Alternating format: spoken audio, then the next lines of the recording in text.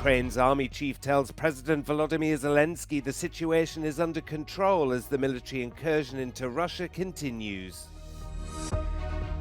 Health officials report the first case of polio in Gaza in 25 years. The UN calls for a truce to roll out vaccines. The Grafenrheinfeld nuclear power plant is demolished as Germany continues to move towards renewable energy sources.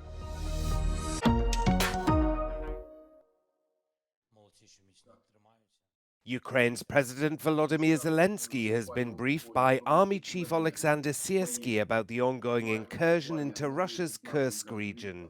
Syrskyi said battles are ongoing and that Ukrainian forces continue to make territorial gains. He also said he hoped a number of Russian soldiers would be taken captive to exchange for Ukrainian prisoners of war. In his nightly address, Zelensky said the operation aimed to destroy Russia's logistics and drain their reserves. He added, "The occupier is suffering losses and this is very helpful for our defense." The Ukrainian military push into Kursk has seen Kyiv's forces seize several villages, take hundreds of prisoners, and force the evacuation of tens of thousands of civilians. It's the largest attack on Russia since World War II. But Ukrainian officials have repeatedly said that the aim of the operation isn't to occupy Russia, but to force Moscow to negotiate peace on Kyiv's terms. Palestinian health officials have reported the first case of polio in Gaza in an unvaccinated 10-month-old child in the city of Deir al-Balah. After discovering the child's symptoms, tests were conducted in Jordan's capital Amman and the case was confirmed to be polio. It's the first case of the disease in at least 25 years in the coastal enclave, which has seen health and sanitation facilities devastated by the Israel-Hamas war. On Friday, UN Secretary-General Antonio Guterres called for 7-day pauses in fighting to allow agencies to roll out a vaccination campaign across the Strip. 2 rounds of polio vaccinations are expected to be launched at the end of August and September across Gaza in a bid to prevent the spread of the disease.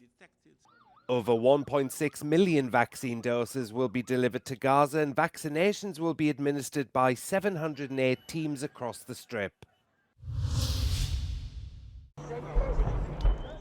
Germany's decommissioned nuclear power plant at Grafenrheinfeld has been demolished after a short delay. The demolition of the plant's 2 cooling towers was pushed back by almost 2 hours after a pro-atomic energy activist scaled a pylon in protest at its destruction.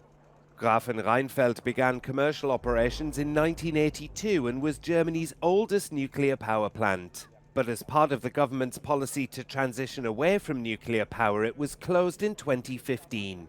Under its Energiewende strategy, Germany is aiming to have around 80% of its electricity supplied from renewable sources by 2050. In the time that Grafenrheinfeld was operational, it provided over 11% of Bavaria's energy, according to the German utility company E.ON. The 55,000 tons of concrete rubble produced by the demolition will be used to fill the 2 collecting basins below the towers.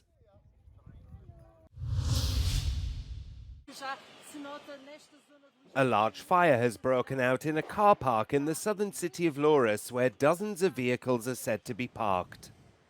The fire started in an industrial area which has no homes but is next to several warehouses.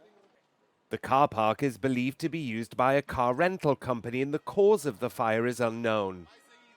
The Portuguese National Emergency and Civil Protection Authority said 56 firefighters and 21 vehicles are on site trying to put out the blaze.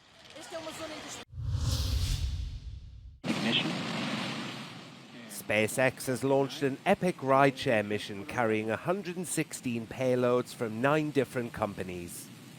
A Falcon 9 rocket took off from the Vandenberg Space Force Base in California on Friday morning. SpaceX is expected to confirm the deployment of the payloads later. The Transporter 11 launch is SpaceX's 80th this year, and more than 70% of the satellites on board will be deployed to the Starlink communications network.